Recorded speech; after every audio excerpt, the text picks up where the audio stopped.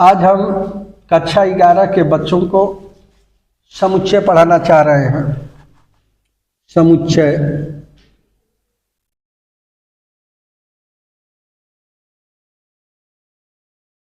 आज कक्षा 11 के बच्चों को हम सेट के बारे में पढ़ाना चाह रहे हैं। सेट समुच्चय गणित का पहला अध्याय है, ठीक है। क्या नाम है उसका? सेट समुच्चय। ये समुच्चय क्या होता है? समुच्चय a well defined collection of an object is called set। ध्यान से अवयवों के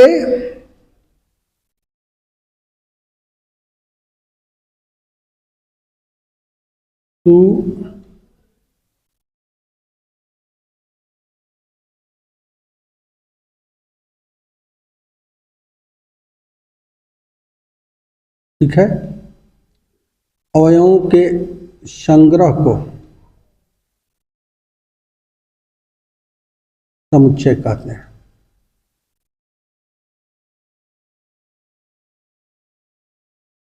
अवयवों के समूह को क्या कहते हैं? समुच्चय। ध्यान से समझो, अवयवों के समूह को क्या कहते हैं? समुच्चय कहते हैं। ध्यान से सुनो, नई चीज है। अवयवों के समूह को समुच्चय कहते हैं। अवयवों के समूह को क्या कहते हैं? समुच्चय कहते हैं। समुच्चय को अंग्रेजी किसको? समुच्चय को अंग्रेजी वर्णमाला के बड़े अक्षरों A, B, C, D, dash dash X, Y, Z से प्रदर्शित करते हैं।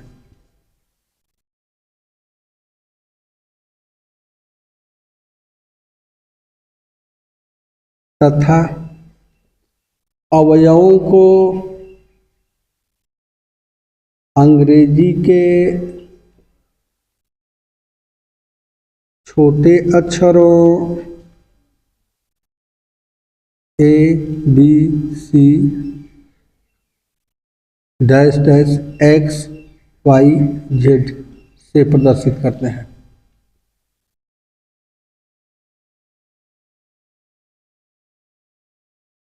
जैसे समझो, दिखाई दे रहा है? जैसे समझो, जैसे समझो, जैसे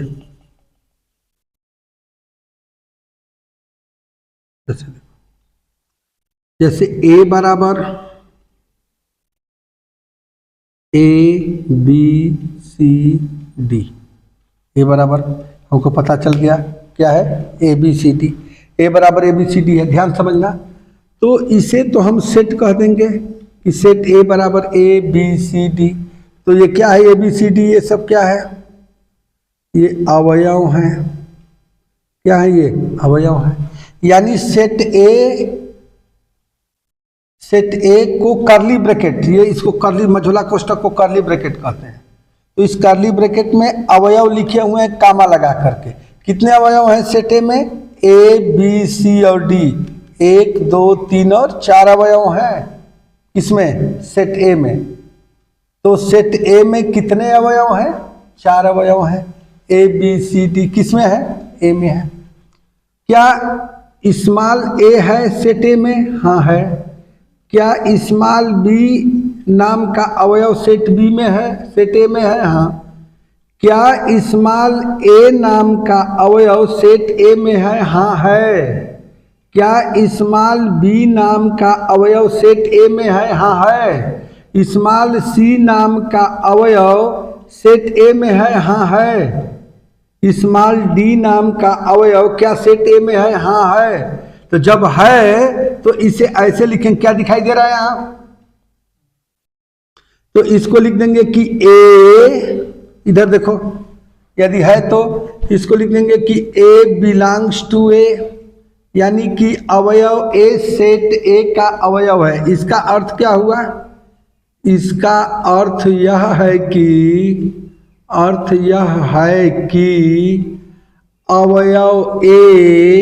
अवयव ए समुच्चय ए का एक अवयव है। एक क्या है?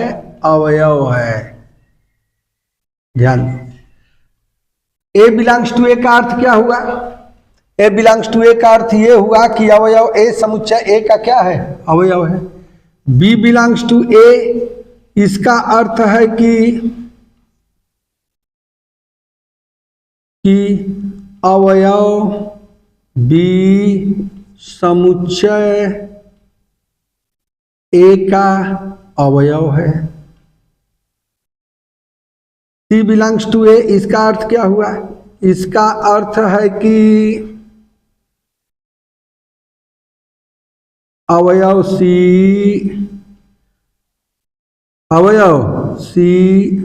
समुच्चय ए का अवयव है।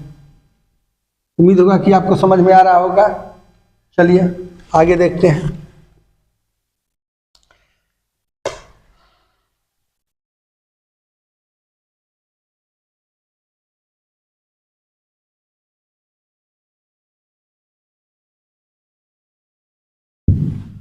ए बराबर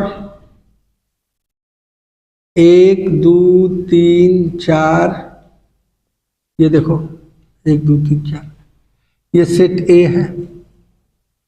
कितने अवयव हैं इसमें? 1 2 3 और 4, 4 अवयव हैं। इस समुच्चय में, इस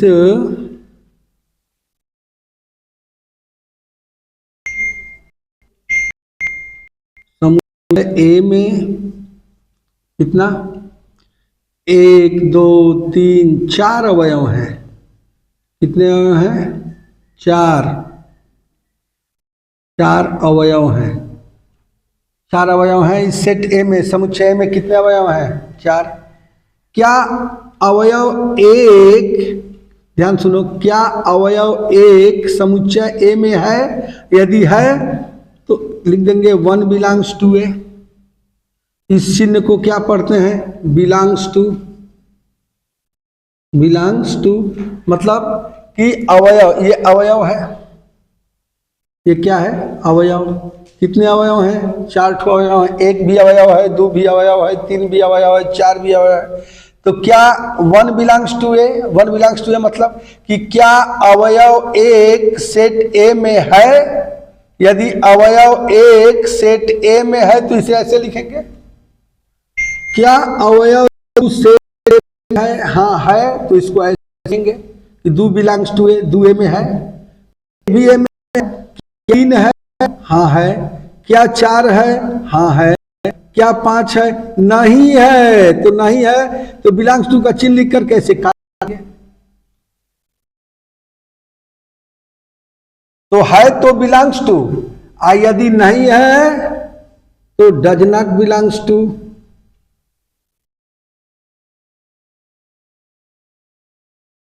यदि है तो बिलोंग्स टू, यदि नहीं है तो does not belongs to.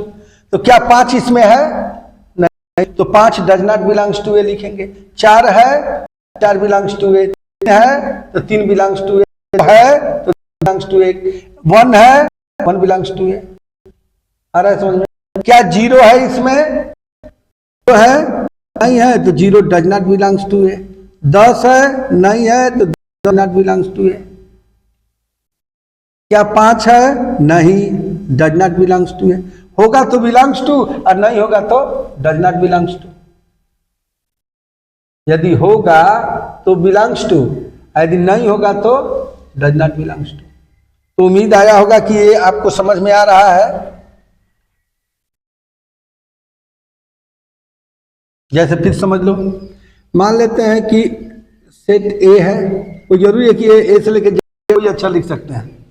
Set ए पर ए आई ओ यू,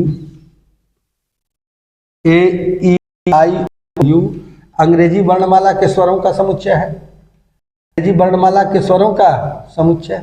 तो अंग्रेजी वर्णमाला के स्वरों का समुच्चय ए ई आई ओ यू हो गया। अंग्रेजी वर्णमाला के स्वरों का समुच्चय क्या हो गया? ए ई आई ओ यू। अब बताओ कि क्या अवयव ए सेट ए में है? क्या अवयव, अच्छा कितने अवयव हैं? 5 अवयव हैं। कितने अवयव हैं? 5 अवयव हैं। कितने अवयव? ए ई आई ओ यू कितने अवयव? 5 अवयव हैं।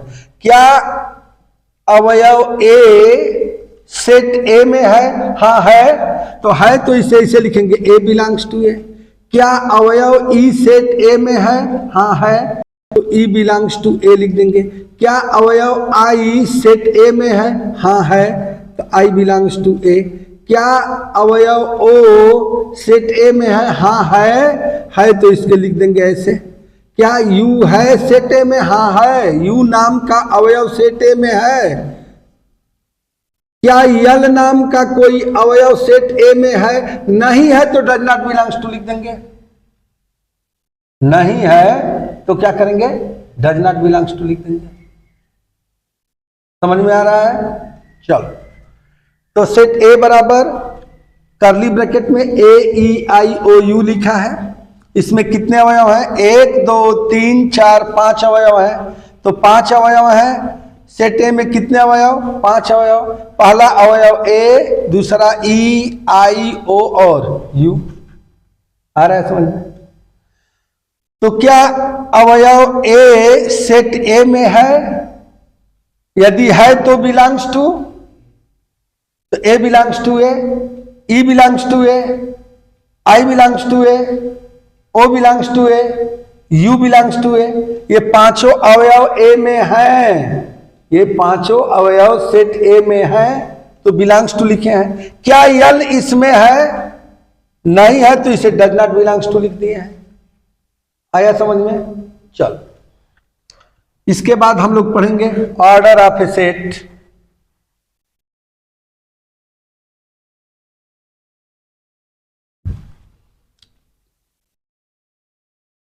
ऑर्डर ऑफ,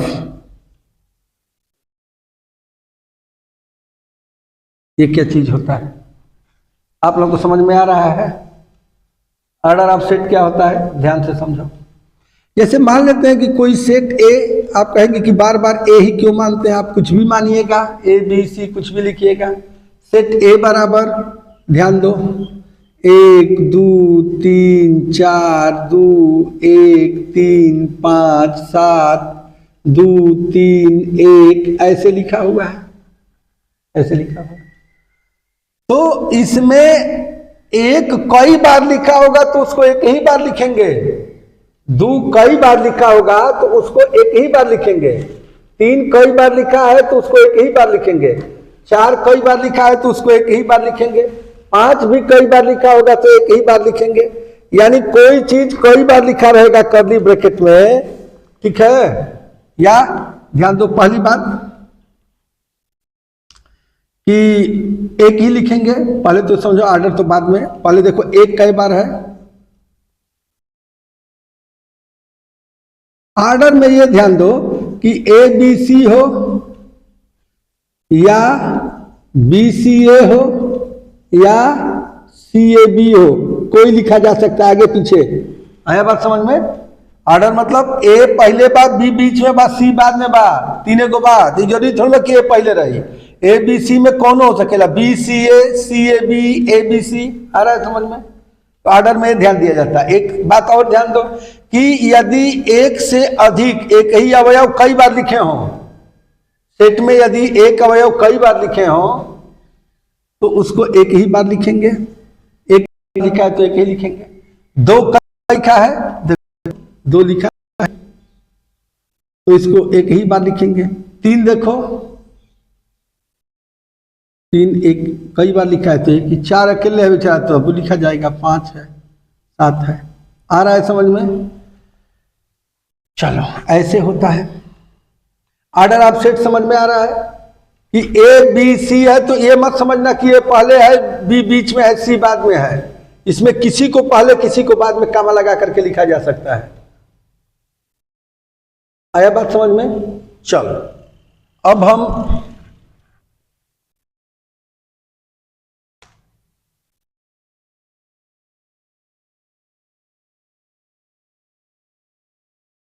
चलो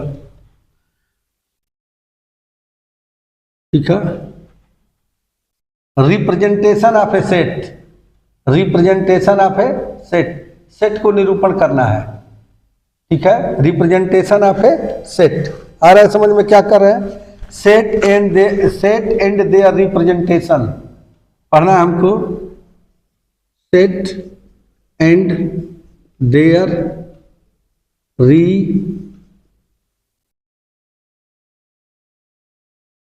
रिप्रेजेंटेशन, समुच्चय और उसका निरूपण, समुच्चय और उसका निरूपण। देखो, समुच्चय और उसका निरूपण की दो विधियां हैं। पहला